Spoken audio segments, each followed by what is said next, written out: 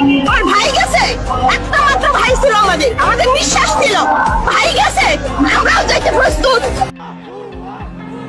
গোপালগঞ্জে জাতীয় নাগরিক পার্টির কর্মসূচি ঘিরে সংঘাত সহিংসতার ঘটনায় এখন পর্যন্ত 5 জনের মৃত্যুর খবর পাওয়া গেছে।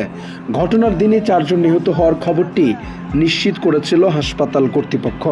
শুক্রবার ঢাকা মেডিকেল কলেজ হাসপাতালে চিকিৎসাধীন অবস্থায় আরেকজনের মারা যাওয়ার খবর নিশ্চিত হয়েছে। ঘটনার দিনে যে 4 জন মারা গিয়েছিলেন তাদের মৃতদেহের ময়না তদন্ত হয়নি।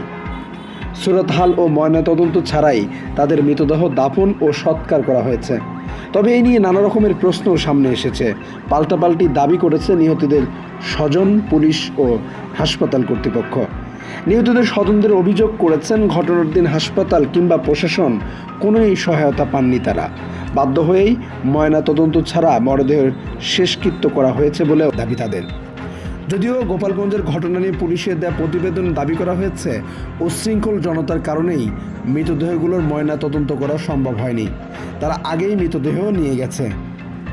5ম যে ব্যক্তি ঢাকা মেডিকেল কলেজে নিহত হয়েছেন তার মরদেহের ময়না তদন্ত করা হবে কিনা এই বিষয়ে জানতে গোপালগঞ্জ পুলিশের সঙ্গে বেশ কয়েকবার যোগাযোগ করার চেষ্টা করা হয়েছে, তবে কথা বলা সম্ভব হয়নি।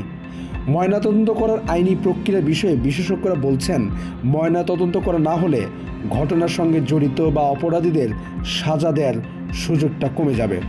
এক্ষেত্রে আদালতের নির্দেশে পরবর্তীতে ময়নাতদন্তের সুযোগ আছে বলেও মনে করেন তারা। সিনিয়র আইনজীবী অ্যাডভোকেট মঞ্জিল মোর্শেদ বলেছেন, যদি পুলিশ বলে যে আমাদের করতে দেয় নাই পোস্টমর্টেম, তাহলে তারা এখন ম্যাজিস্ট্রেটের কাছে আবেদন করে মরদেহ উঠিয়ে পোস্টমর্টেম করতে পারে। তবে গোপালগঞ্জের ঘটনা এমন পদক্ষেপ নেওয়া হবে কিনা পুলিশের পক্ষ থেকে এই বিষয়ে এখন পর্যন্ত কিছু জানানো হয়নি। কলিম মুন্সি বলেন, ঘটনার দিন রমজান আহত হওয়ার পর হাসপাতাল ও প্রশাসনের অনেকের সাথে যোগাযোগ করা হলেও কেউ সহায়তা করেননি।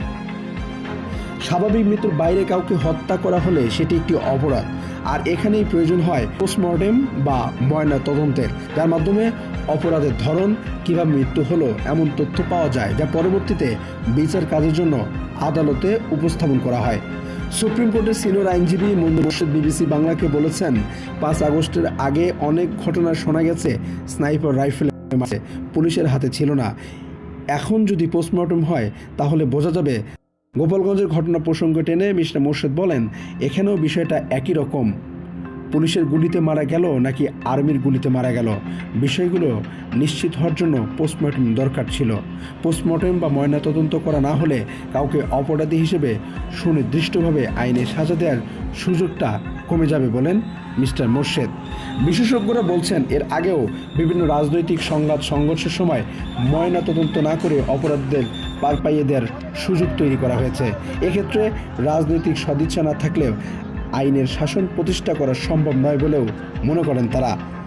মঞ্জিল মোর্শেদ আরও বলেন, রাজনৈতিক বিতর্ক কিংবা আলোচিত ঘটনার বিচার অনেক বছর পরেও করার দৃষ্টান্ত বাংলাদেশে রয়েছে।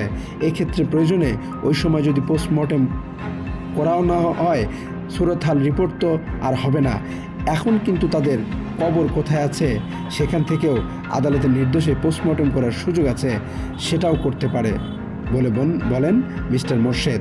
গোপালগঞ্জের সংঘর্ষের ঘটনায় নিহত যাদের ময়নাতদন্ত করা হয়নি তাদের বিষয়টি কিন্তু সিদ্ধান্ত নেওয়া হবে, সেটি নিয়েও পুলিশের পক্ষ থেকে এখন পর্যন্ত কোনো কিছুই জানানো যায়নি।